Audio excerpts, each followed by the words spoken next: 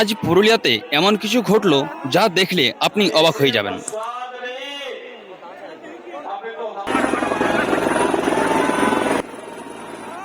আজ পশ্চিমবঙ্গের পুরুলিয়া জয়পুর বিধানসভায় উপস্থিত হলেন উত্তরপ্রদেশের মুখ্যমন্ত্রী যোগী আদিত্যনাথ।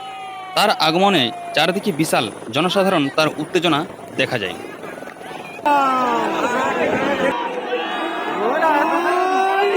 এই সভাকে কেন্দ্র করে মানুষের মধ্যে ব্যাপক উৎসাহ দেখা যাচ্ছে। বিভিন্ন জায়গা থেকে মানুষ এখানে জড়ো হয়েছেন। পুরো পরিবেশটা একদম উত্তেজনায় ভরপুর।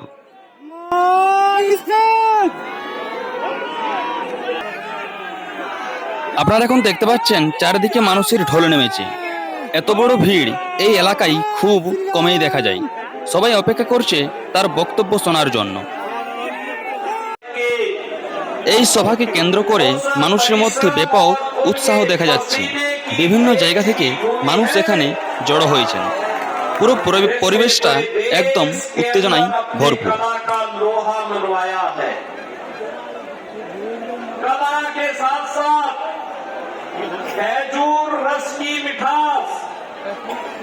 ये सिर्फ स्वाद नहीं, अब तो हमारे बंगाल की पहचान बनी है।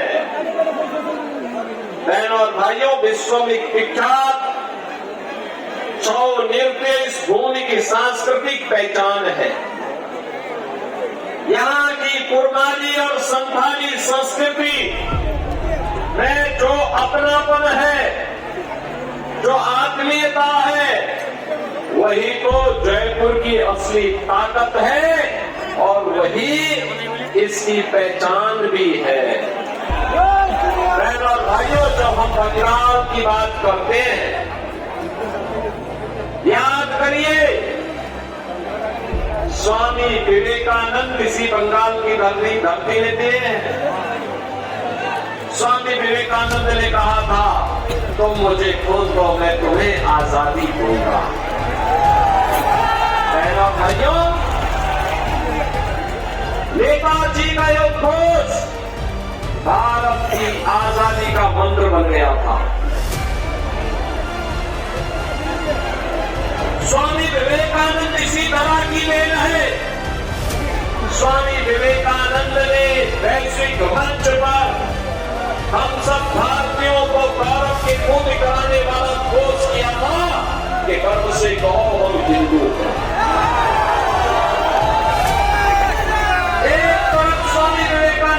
घोषणा करते हैं और दूसरी तरफ टीएमसी राम भक्तों पर अत्याचार करती है, दुर्गा पूजा रुकवाती है। यहाँ का कलाकार ग्रीन स्वरूप दे करके जीवंतता का प्रतीक बनाता है, दुर्गा पूजा की पर प्रतिबंध करके। क्योंकि अब तक जो पैसा ज्योतिर्मय सिंह महतो पुरुलिया के लिए वहां से स्वीकृत करते हैं, मोता दीदी के टीएमसी के गुंडे भी सब पैसा हजम कर जाते। कोलकाता पहुंचते सारा पैसा वो हजम कर जाते, पुरुलिया नहीं पहुंचने देते। और इसीलिए मैं आप सबसे कहने के लिए आया हूं कि पैसा मोदी जी भेजते हैं, हजम कर जाते हैं। इस सरकार ने यहाँ पे कोल माफिया को, लैंड माफिया को, सैंड माफिया को, कैटल माफिया को प्रश्रय दिया है। ये सरकार तुष्टीकरण की पराकाष्ठा को पार करते हुए गरीबों के हकों पर डकैती डालने का काम टीएमसी की सरकार कर रही है। यहाँ के गरीबों को उसका हक नहीं मिल पाता है, डेवलपमेंट ठप पड़ गया है, नौजवान बेरोजगार है, उद्योग धंधे चौपट हो रहे हैं। जो बंगाल आजादी के समय भारत की अर्थव्यवस्था का ग्रोथ इंजन बन करके एक तिहाई अर्थव्यवस्था पर जिस बंगाल का कब्जा था, बंगाल की धरा ये रामकृष्ण परमहंस की धरती है, लाड़ी महाशय की धरती है। बंगाल की धरा संस्थापक पूज्य स्वामी प्रणवानंद जी की पावन धरा है।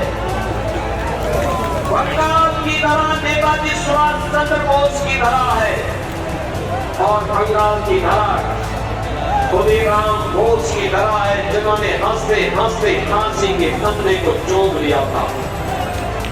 ऐसी स्थिति बंगाल के अंदर है, यही 2017 की पहली यूपी में भी थी। यूपी में भी ऐसे ही थी। यूपी में अराजकता चरम पर थी, गुंडागर्दी होती थी, पर्व और त्योहार के पहले दंगे शुरू हो जाते थे, कर्फ्यू रहता था, गरीबों के हक को छीन लिया जाता था, लव जिहाद और बैंक जिहाद की घटनाएं घटती थी, तो हत्या सरेआम होती थी। बहन और भाइयों, उत्तर प्रदेश में डबल इंजन की सरकार आई, डबल इंजन की बीजेपी की सरकार आई। आज वहां पत्रों में उत्सव है, उत्सव। आज यूपी में गरीब को उसका हक मिल रहा है।